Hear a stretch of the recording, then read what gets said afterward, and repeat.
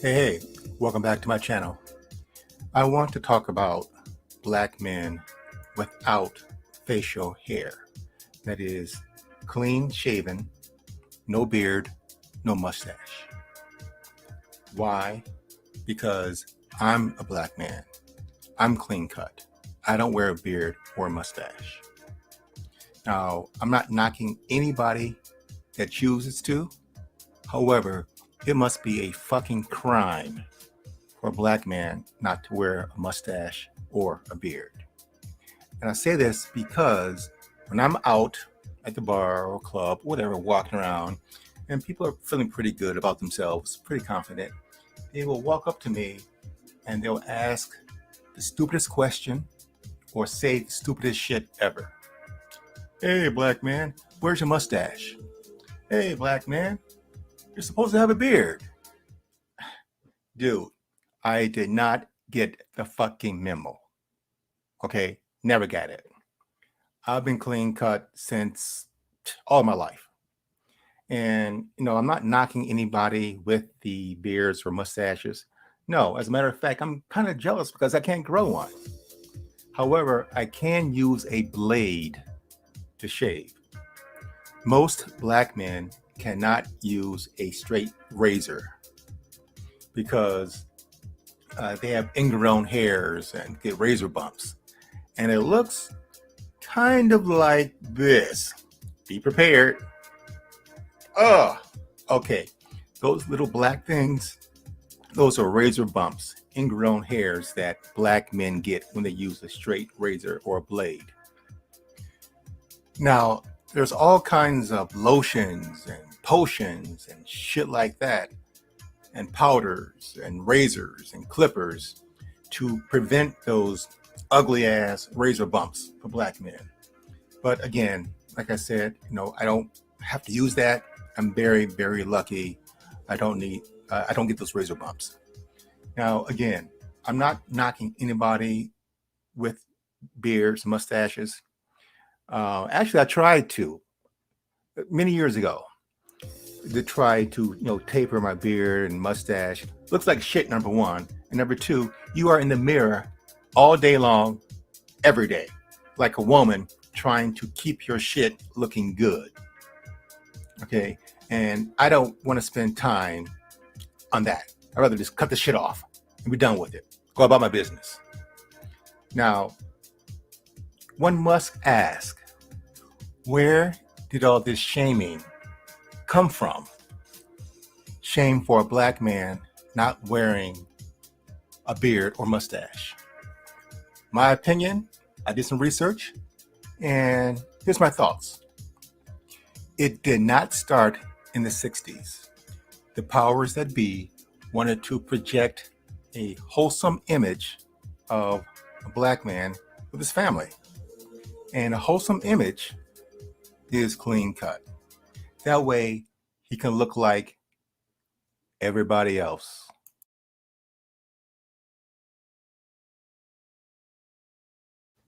After all, in the 1960s, these images scared people. These images made you feel warm and fuzzy. So when did the shaming start? I don't know if it ever stopped. I'm sure Huggy Bear caught shit for being clean shaven. Did you know that there are jobs out here that you cannot get if you have a beard or a thick mustache? That's right, airplane pilots. You know that mask that they wear sometimes, the oxygen mask? Well, that works on suction. It has to be the rubber of the mask against clean skin. That way, the oxygen won't leak out. That's why you never see an airplane pilot with a thick beard or a really thick mustache. From corporate America to politicians to A-list movie stars.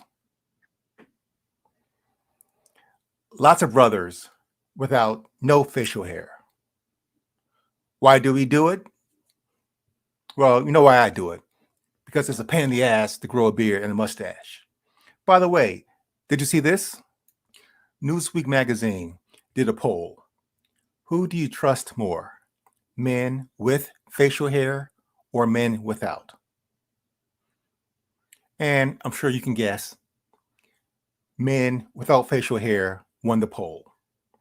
People trust men without facial hair more than men with hair. Why is that?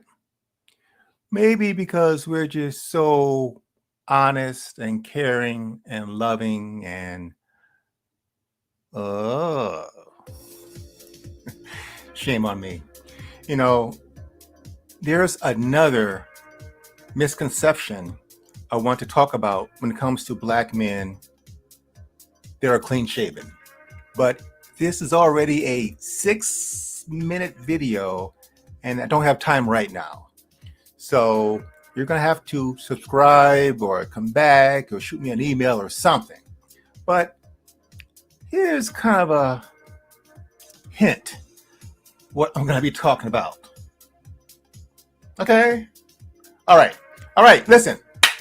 Thanks for hanging in there. I'm Rich Robinson.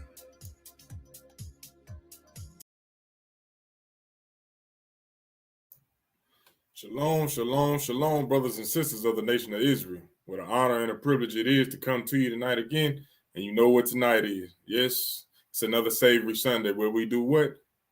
Break down God's commandments, you know.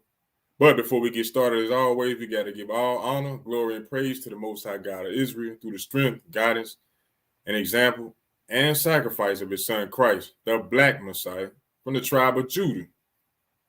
And like I said before, I'm Brother Ananias for A.O.I, the Awakening of Israel.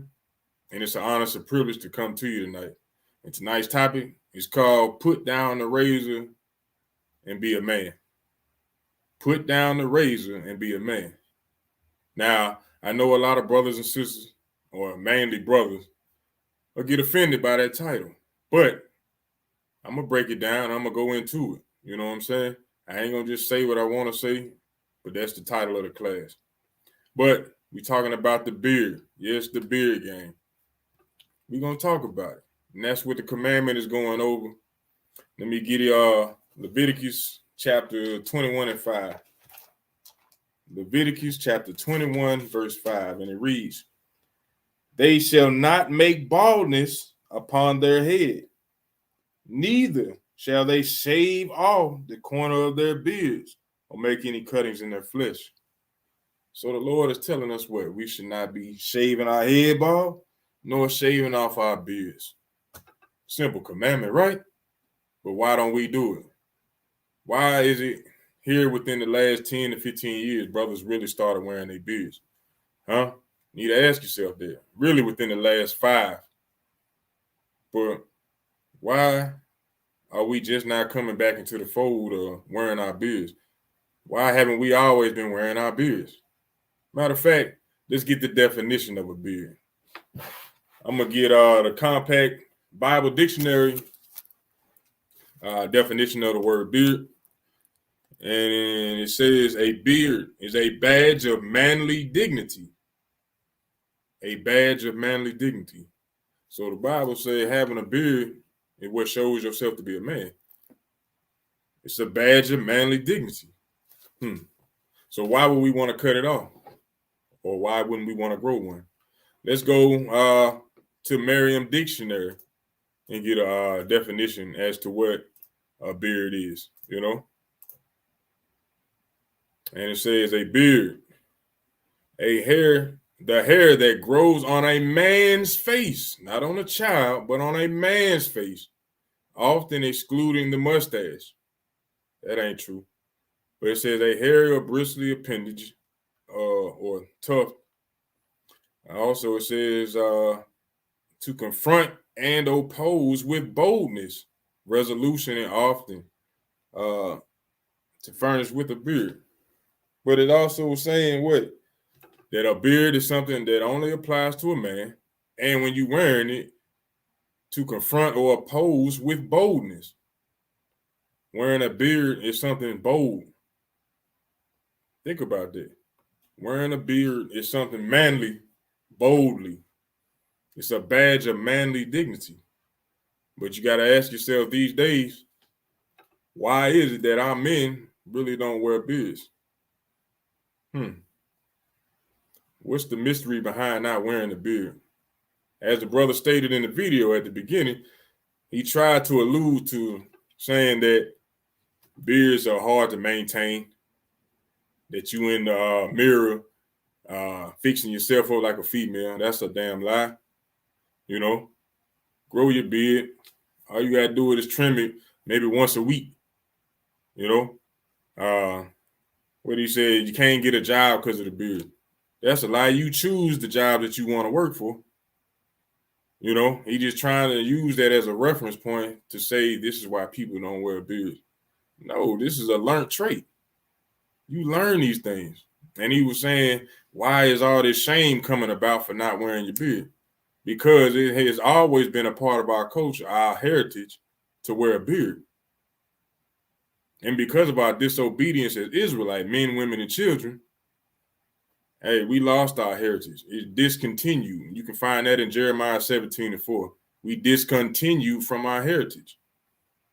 So now and today in Babylon the Great, or in 2022, men don't realize that not wearing a beard is shameful. But back in the day, that was shameful. Not realizing the power that the beard actually holds, you know? Don't even realize it. Even the other nations will tell you that there's power in the beard. And I'm going to show you another video just to prove that.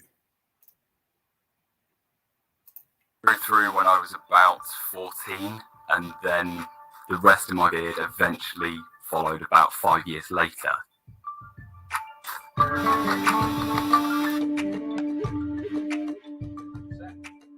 One of the puzzles of human evolution is why men in some populations have kept their facial hair when we've lost the hair in the rest of our bodies. Now, normally when we're trying to explain a trait that doesn't have any clear survival benefit, we ask whether it can help attract a mate. But actually, beards don't seem to be important to women in general.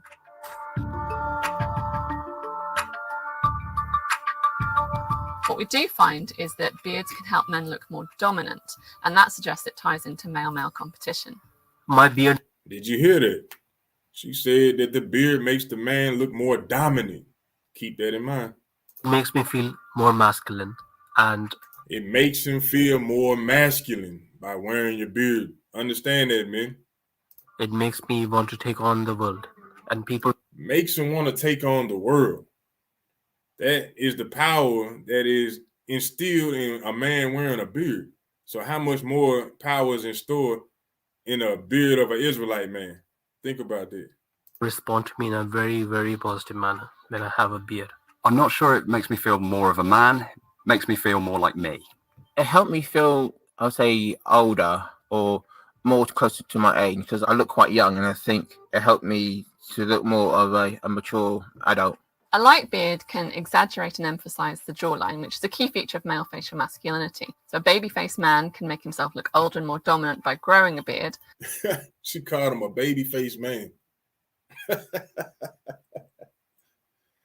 Why would you want to be a man called babyface? Now, you might look back in the day, look on certain singers, mainly the one called Babyface, and think for that to be an example of how a man should be. But don't no man want to be called no babyface. Come on now. But there's evidence that a man with a highly masculinized, dominant-looking bone structure can actually soften that and look more caring by growing a fuller beard.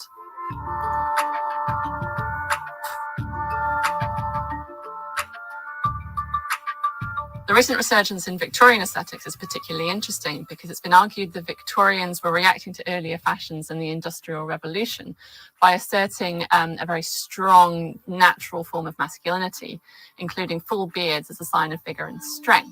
I like my beard because it's smart, it's fashionable, and it's trendy. Of course, beards can be subject to fashion. Just like any fashion, there's scope for individual self-expression. So keeping your beard well groomed and glossy may be styled in a particular way, just like polishing your shoes or choosing particular clothes, can say something about who you are and what you want others to see. not so much how I wanted to go on bed. It was mainly me being lazy. I just wake up, kind of wash it with a fan oil, and that's about it. I've been wanting to grow a beard for a very long time, and it complements my face. Facial and head hair can be used to mark out groups within a particular population. Now, different traditions had different specific rules, but what they all did was use hair as a way to mark themselves out as distinct and different. Now, today, people can still use their hair as a way of demonstrating their piety. Each tradition will have their own narrative about why keeping or shaving their hair is important. But what they all have in common is the use of hair to make a visible statement about group identity, about who they are and who they aren't. I went to Hajj and I came back, and for spiritual reasons, I decided to keep the beard. As the beard gets whiter, you get more wiser. It's the saying, you get more wisdom. I like the length and the color. Did you hear that? The brother said, well, the man said, when you grow your beard out, you get wiser. Keep that in consideration. And the waves in the wind, people to compliment my beard as well, so I'm really happy with it. Costly signaling theory is the principle that anything in nature which requires the investment of time or energy can be used to indicate an underlying strength. Now, we can see this play out on the social level as well. Growing a long beard takes a considerable amount of time. Maintaining a beard requires time and effort. And that time spent can be used as a visible symbol of commitment to the group or to the ideology. I don't do a great deal of maintenance on my beard. I often mean to, but because sometimes I garden, I forget and come home with a bird stuck in it. It almost changes my character. I feel like I am someone different. I feel more of a man. I feel older. It ages me, but I can at least pretend I'm wiser. Thanks for watching. So we got a couple of ideas from that from that video, just to let you know how the other nations feel when it comes down to the power of the beard.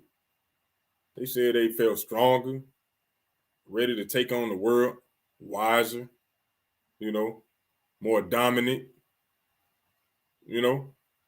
Think about these different things.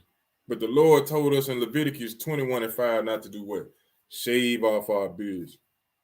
That's part of the Israelite culture, heritage. That's our law, statutes, and commandments. Let's go to Revelation chapter 1, verse 1. Revelation chapter 1, verse 1.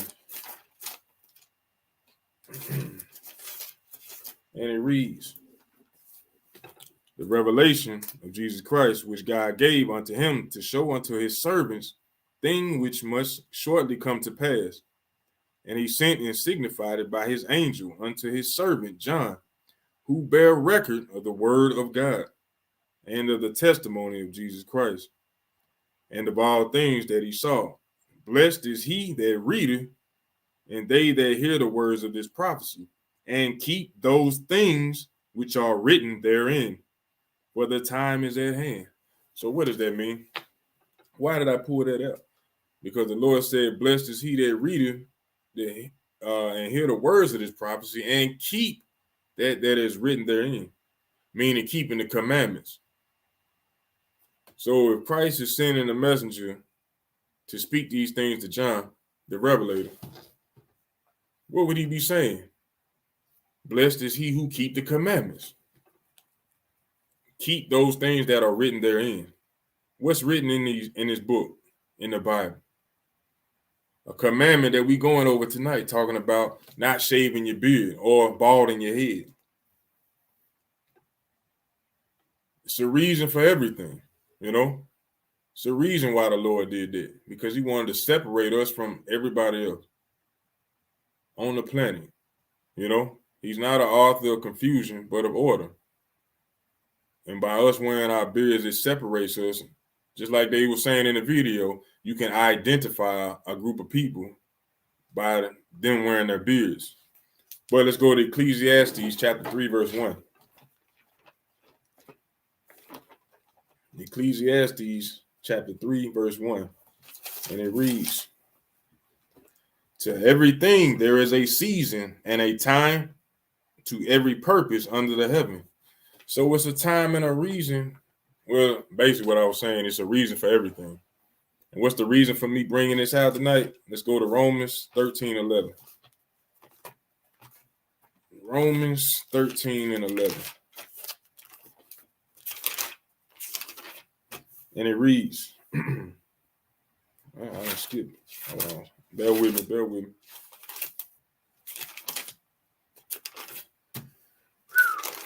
All right, it reads, and that knowing the time, that now it is high time to awake out of sleep, for now is our salvation nearer than we believe. So it's important that we, in these last days, that we wake the hell up. That us, Israelite men, women, and children, wake the hell up. But tonight's lesson is dedicated to the men. It's time that we wake the hell up, wake out our sleep, and come back to who we are. Bethink ourselves. Remember who we are, and realize that we the most special thing walking around on this planet. We are the lions that are supposed to be ruling this world, you know? And it starts with something as simple as putting a beard on your face, you know?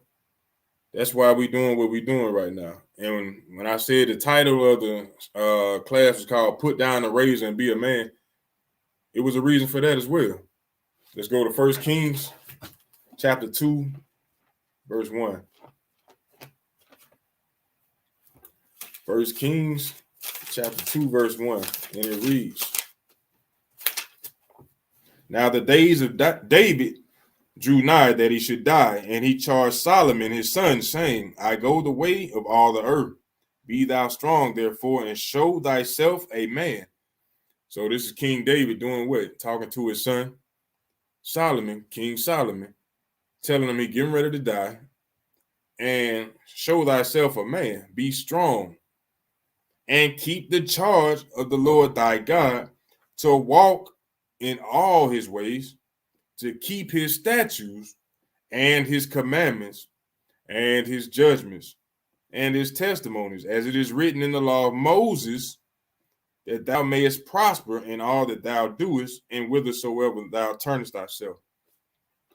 So King David was telling King Solomon, keep the commandments of the Lord in order to show yourself a man.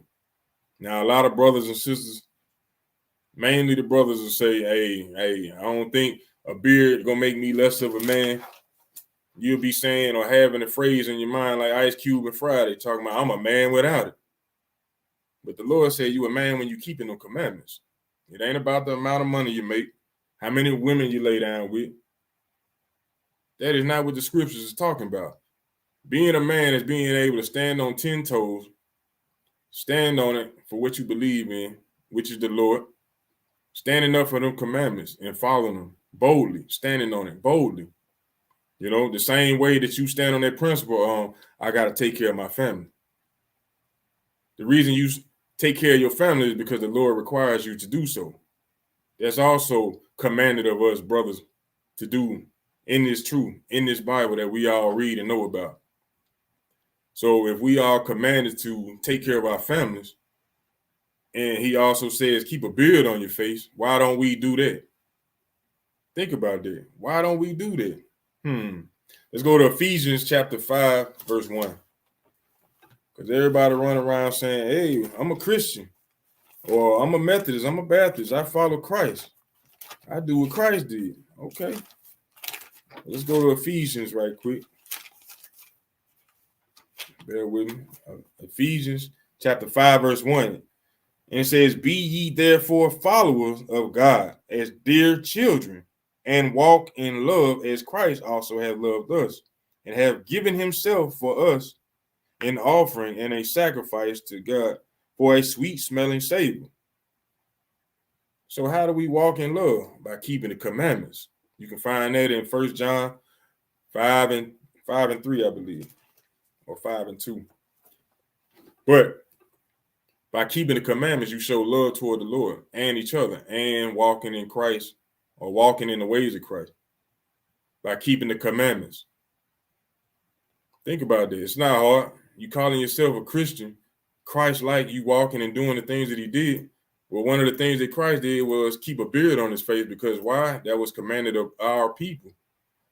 You know, and even when you see pictures of Caesar Borgia right here, Caesar Borgia, the false image of Christ that they paint and put in our face, been doing it for centuries. Even he has a beard on his face because they read our book. They read our heritage, our history.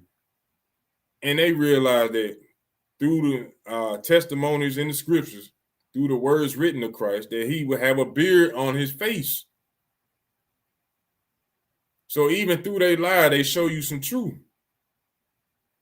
But how is it today our men don't want to put no beard on the face? How is that possible? Think about that. I'm going to show you a video which might explain why these things happen, why we don't understand.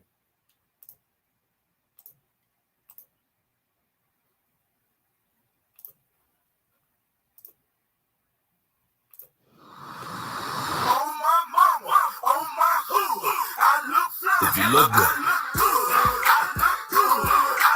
you feel good. If you feel good, you play good. And that's how the greatest always get their game good. Gillette Pro Glide. 5 blades and a pivoting flex ball to get virtually every hair on the first stroke. Look good, game good. Gillette, the best a man can get. You see that? That's the foolishness that I'm talking about. That's that popular persuasion. Let me get that right quick. Let me go to 1 Ezra chapter 5, verse 73. First, the book of 1 Ezra in the Apocrypha, chapter 5, verse 73. Bear with me. Let me get the... Yeah. And it reads, and by their secret plots. Matter of fact, let me go up to 71. This is the book of 1 Ezra, chapter 5, verse 71. We ourselves alone will build unto the Lord of Israel, according as Cyrus the king of the Persians have commanded us. But the heathen of the land, lying heavy upon the inhabitants of Judea and holding them straight, hindered their building. And as by their secret plots and popular persuasions and commotions, they hindered the finishing of the building all the time that King Cyrus lived. So they were hindered from building for the space of two years into the reign of Darius. So why did I pull that out? To show you that the other nations will constantly come up with different persuasions or popular persuasions, just like we just seen in that video, to keep us in sin, keep us from rebuilding, you know. And what did they do? And who did they use in those videos? Star athletes, having them go off in sin and having them to sell their product, not realizing the seriousness, their wickedness, of their ignorance as well. They only trying to make a buck, trying to make $1, you know. That's what most of us do anyway. But by them doing so, they breaking the commandments by shaving their face, and they're advertising to the young brothers of the nation of Israel to do the same. So what do we have going on? A hindering of the building. And what else do we have? Our brothers and sisters still being caught up in sin from something as small as shaving your beard off. And as the brother in the first video was alluding to, they tried to use the smooth face or the baby face look back in the day during the TV shows to try to present a so-called wholesome look. Nah, by them doing that, they were doing the same thing that they were doing in their damn Gillette Fusion commercial. Teaching the men in our communities to shave their faces, to try to have a trustworthy look about them.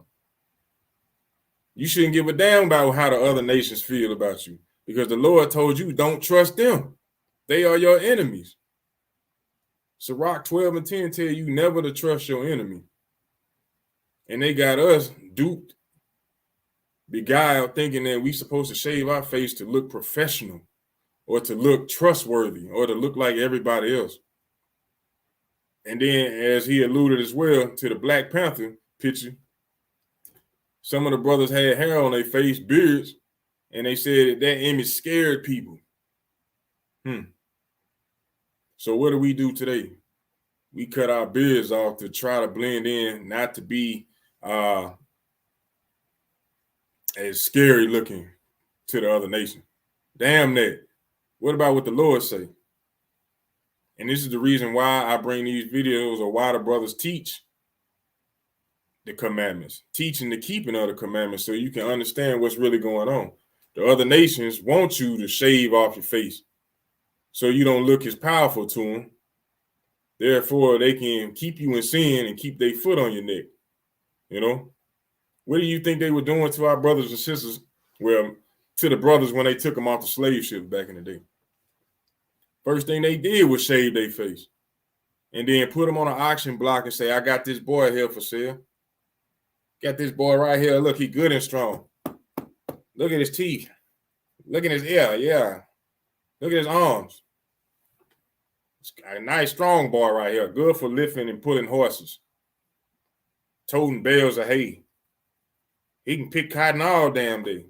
Tobacco, whatever you need done. He didn't call him, I got a good, strong man right here. He said, boy, think about that. But they had our people tricked, thinking that having a shaved face was the only way we could survive. So a lot of our people back in the day would do what? Shave their face in order to get a job, to be oppressed, to make some money, to be oppressed, to get a money to the oppressor. Just to come home and say, damn, why life ain't no better? Why I can't get no better for our people? And all we had to do was open the book and read. Open the Bible and read it and realize that's a commandment we're supposed to be keeping. You know? But it's, nonetheless, that was popular persuasion to hinder our building, to keep us in sin. Let's go to Galatians chapter 5, verse 7. Galatians chapter 5, verse 7. And it reads, ye did run well, who did hinder you that ye should not obey the truth. This persuasion cometh not of him that calleth you.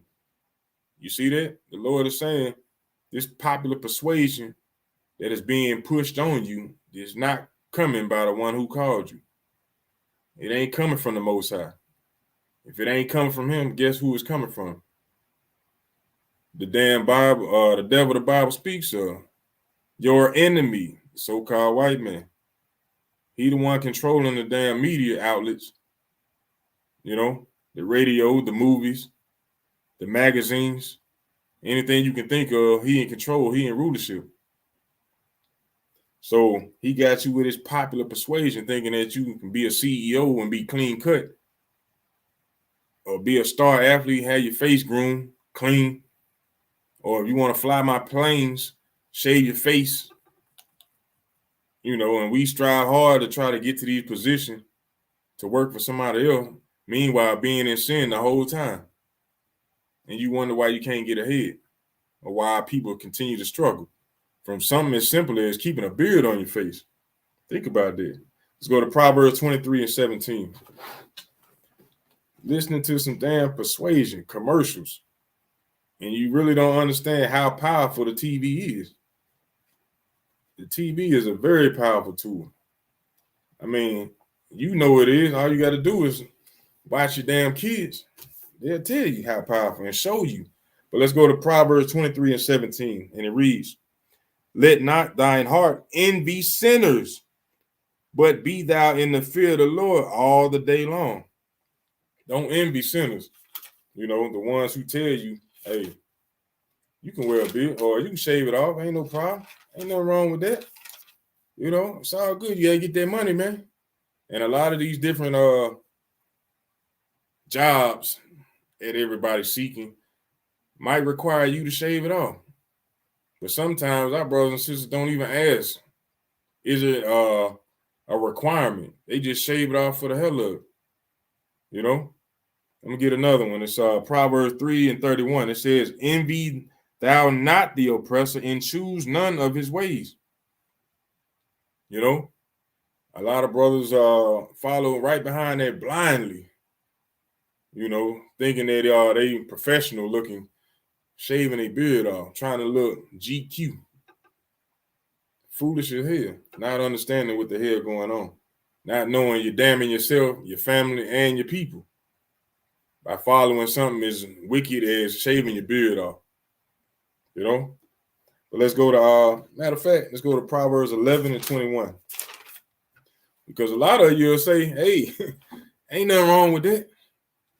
The Lord got something to say about that. So Proverbs 11 and 21, it says, though hand in hand, the wicked shall not be unpunished. So you following and you envying the ways of the wicked.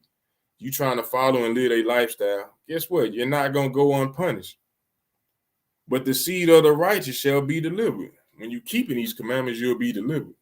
But when you follow behind their way, you're going to be damned just like them. You're going to be condemned. And I'm trying to bring this light to you so you can understand what's really required of you. So you ain't got to go down that path of foolishness. Matter of fact, let me show you one of the things that I was talking about. One of those judgments that come from you following behind your oppressor. You see that? Razor bumps. This is something that pops up on our face. Majority of our faces, so-called blacks, Hispanics, and Native Indians, from shaving. We the ones that get these bumps on our face. You see, I typed in razor bumps and who face popped up? Our faces. Think about that. We the ones that got to go in there and get gels and powders, just like the brother had put in the video, the first video at the beginning of the class. These are the judgments from the Lord for shaving your beard off. And then you got brothers saying, it's irritating. I can't let it grow. But you'll go to the gym and work out and be sore for a week or two. But you can't let the damn beard grow out on your face. Put the razor down and be a damn man. Damn, keep the commandments. Something as simple as putting the beard on your face. Stop following the ways of the heathen. Stop envying your oppressor. Stop trying to be something you're not. Put the damn beard on your face. It's that simple, man. But let's go to 2 Samuel, chapter 10, verse 3. 2 Samuel, chapter 10, verse 3.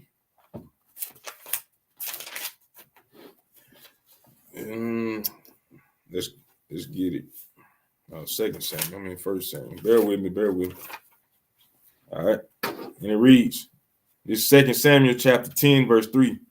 And the princes of the children of Ammon said unto Hanan, their Lord, thinkest thou that David do honor thy father, that he have sent comforters unto thee?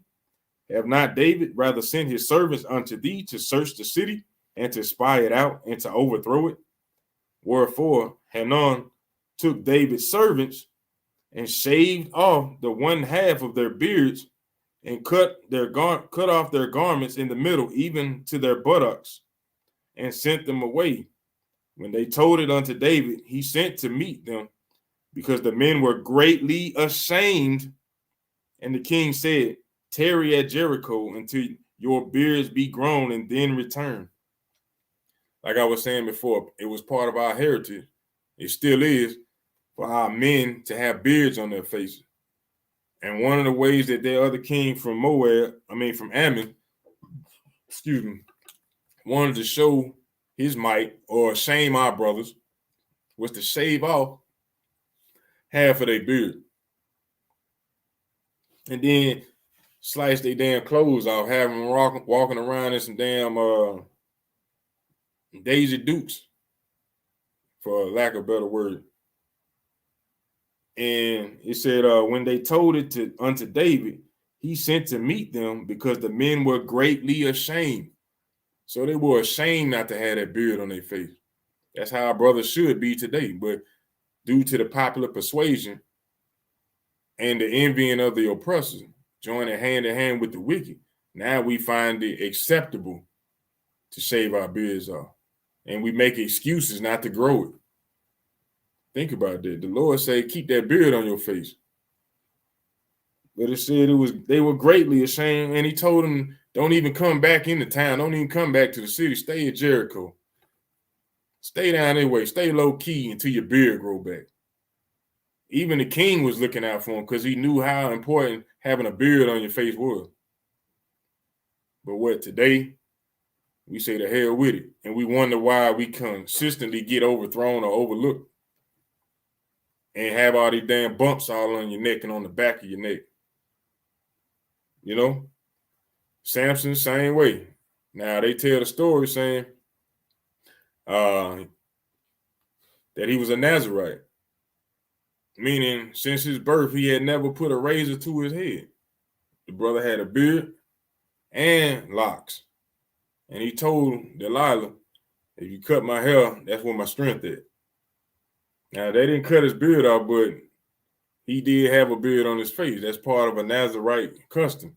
You can't drink no wine or put no a razor to your scalp or to your head. You know, Christ took that oath as well. And it's prophesied in Isaiah 50 and 6 that he would come and, matter of fact, let me get it right quick. Isaiah 50 and 6. Book of Isaiah, chapter 50 and 6. It said, I gave my back to the smiters and my cheeks to them that plucked off the hair. I hid not my face from shame and spitting. That happened to Christ. They came, they mocked him, they blindfolded him, they was hitting him. Who did that? You say you're going to raise up the temple. Who did that? They spitting on him, pulling out his beard, putting the crown of thorns on his head. That was prophesied in Isaiah, the book of Isaiah, chapter 50, verse 6, about Christ. So it's important for our brothers to have beards on their face. Every movie that you have ever seen with the lives of Caesar boys, yeah, but with Christ or Moses, for being portrayed as a so-called Edomite, as an Edomite, so-called white man, they all had beards on their faces. Now, why is that? Because they knew from reading our book that we are supposed to have a beard on our face. And here we are today in Babylon the Great, saying the hell with a beard. Beard ain't get back popular or become popular again until Rick Ross started wearing it. Now brothers everywhere rocking beards. That's a good thing, but our older men need to come into the fold and start putting them beards back on your face, you know? But let's go to Matthew 5 and 19. Because like I was saying earlier, they're popular persuasion by using our own brothers to influence the younger generation. You're going the hell off and something going to happen behind that. You know, let's go to Matthew chapter 5, verse 19. And it reads, whosoever therefore shall break one of these least commandments, keeping a beard on your face is a least commandment, whether you want to believe it or not.